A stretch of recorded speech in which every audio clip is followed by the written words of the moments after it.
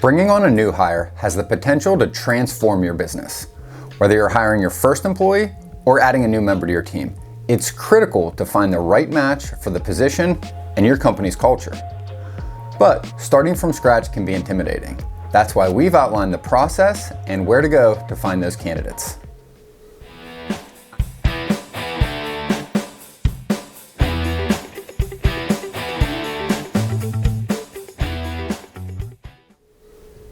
I'm Benjamin Kowalski with Freight 360, where we provide the latest transportation sales tips and training videos to help you reach your goals faster.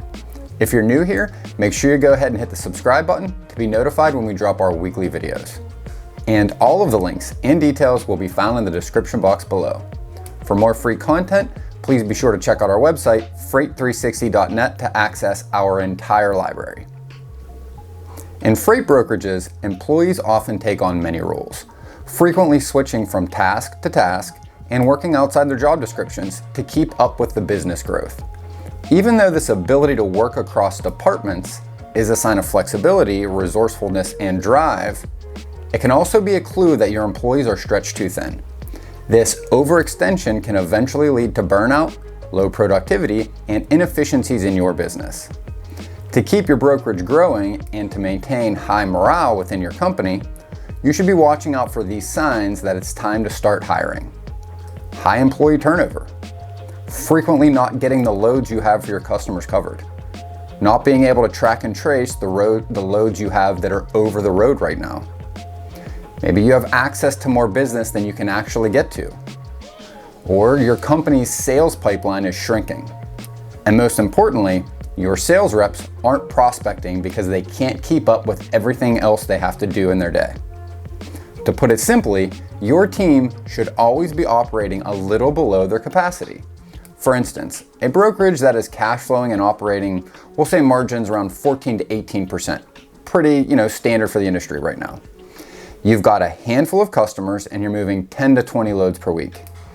You should be making roughly $2,000 to $3,000 per week in gross profit. And this is right around the place where you as a broker will need your first assistant, or your brokerage will need to hire its first employee. Now, there's a little bit of a caveat here because all brokerages and books of business are a little different. Some customers require much more hand-holding, lots more phone calls and email updates. They have more urgent issues that maybe need to be resolved. Now, these aren't bad things, as long as you're being paid for your efforts. But they do point out that some books of business will require more than one or two hires sooner than others. Only you, as the CEO or broker, will be able to determine whether your workload versus the amount of money you're earning is right for you to bring somebody on. I'll give you an example. I have a book of business that does about 10 to 15K per week in gross profit, and it moves about 40 to 50 loads per week. One assistant I have handles almost all of that business entirely themselves. Now, on the other hand, I have a client that runs the exact same numbers, 40 to 50 loads per week and about the same gross profit. They have 4 to 5 people managing those loads. And why is that? It's because they're completely different customers and shippers, and they're in different modes of transportation, right?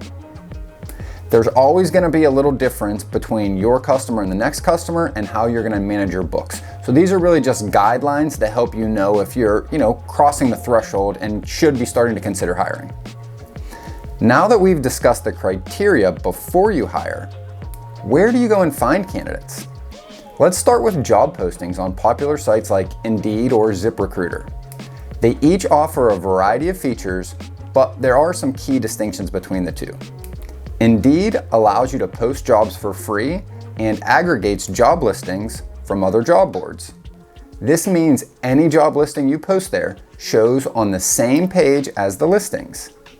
You can make your job stand apart by sponsoring the listing on a pay-per-click basis.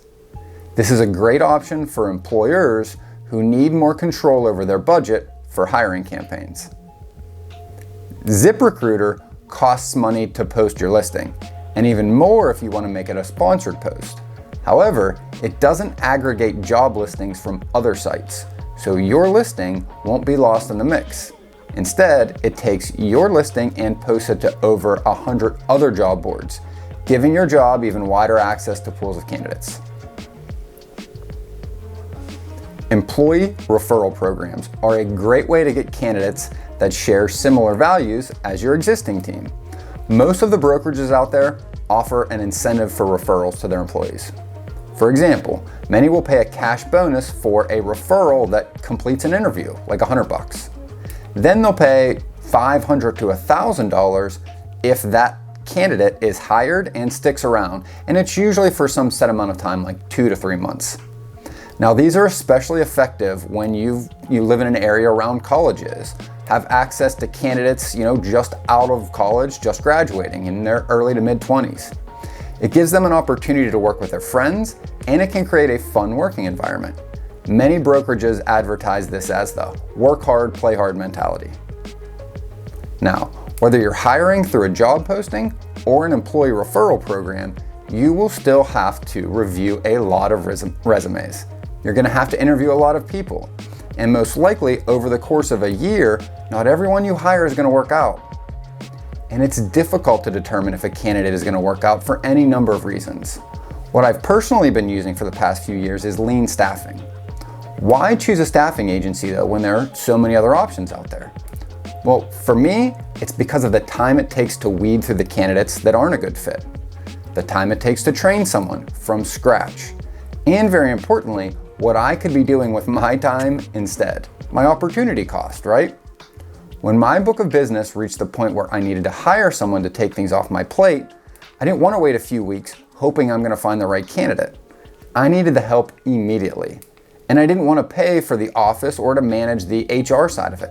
I wanted to press the easy button and have a conversation about the needs I had for my position that I wanted to fill, and have lean staffing bring me a handful of qualified candidates. I chose the best fit. They put them through their logistics training and classes. They set them up with their tech packages, their phone, their computer, etc.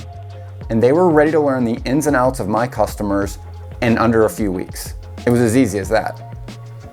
Now, at the end of the day, you'll need to decide which options are best fit for you, your brokerage, and your budget. I have clients that use every one of the strategies discussed in this video. They have a few referral hires, 3 people from Lean, and recently picked up a new salesperson from Indeed. Keep an open mind and congratulate yourself, because if you're at the stage where you need to hire somebody, keep up what you're doing. That's a hell of an accomplishment in and of itself. For more tips and help on hiring, check out the links in the description for group coaching and private coaching. And remember, whether you believe you can or believe you can't, you're right.